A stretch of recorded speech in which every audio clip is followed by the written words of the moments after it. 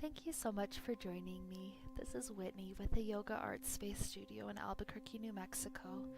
And today we have a very short sequence meant to help postpartum yoga, or yoga for healing after childbirth.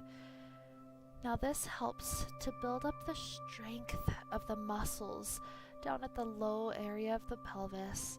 It also helps to stretch and to heal and to open up based on all the things that are happening, these changes in life, getting less sleep, more stress, looking down all the time.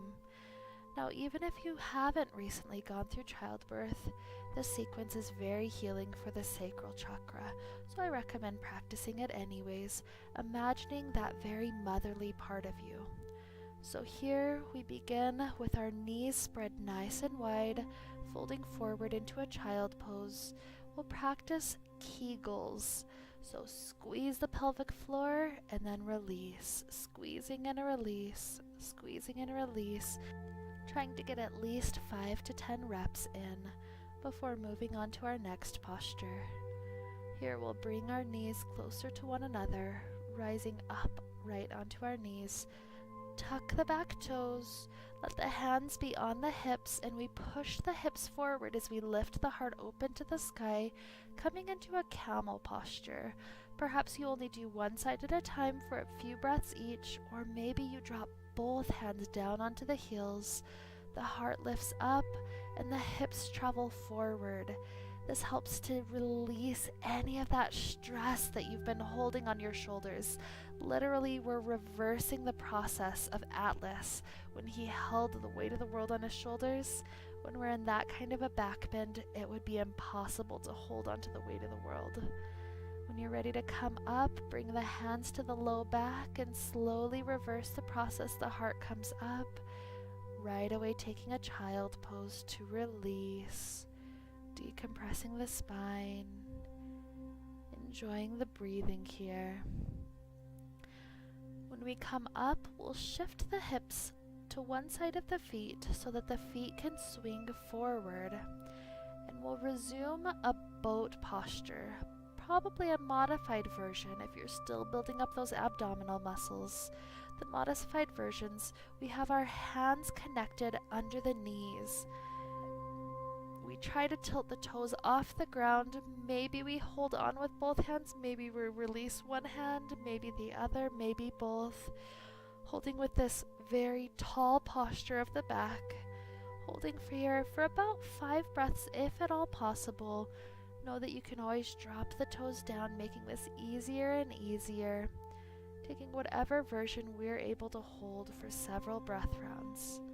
After we're done, let the hands release to the ground behind you and turn the knees into windshield wipers, wiping them from one side to the next, one side to the next. And then we tuck the feet in, coming up and over onto our hands and our knees, lifting up right away for our downward facing dog. And then walk the feet in closer to the hands, continuing to hang heavy for a few breath cycles. Before rising up, the hands meeting at the sky and then joining together at the heart. Leave the left foot at the front of the mat as you step the right leg back. Taking a warrior one position, the hips are forward, the arms rise up right alongside each of the ears. The arms are straight, and once again, we imagine the shoulders being spread backwards. Oftentimes we have to gaze downward all day long, looking downward at the child, and so this helps relieve some of that tension from the shoulders. Pivot over to the second side, taking the warrior one on the second side, shoulders releasing, arms lifting up. Remember to not hold extra tension. And then the hands come down to the ground, making it easier for the knees to come next to one another. Lowering down onto the belly. We let the hands spread alongside either edge of the hips, and we lift up the shoulders and the feet at the same time, trying to hold in this locust pose for about 5 breath cycles. Once again, opening up the heart, opening up the hips, healing and strengthening before relaxing and pressing back into a child pose. Perhaps adding a few more Kegels here, strengthening the pelvic floor. We then begin to rise, preparing for rabbit pose. Hold on to both of your heels with your hands. Set the forehead down on the space right below the knees, right in front of them, and then lift up the hips. This will pull the entire spine into a beautiful stretch, opening up the hips, the back, the legs, the shoulders. Wonderful. Release from this stretch, relaxing into the child pose. Stay here in this child pose for as long as possible. Know that reproduction, childbirth is all a beautiful part of the purpose of creation of the sacral chakra.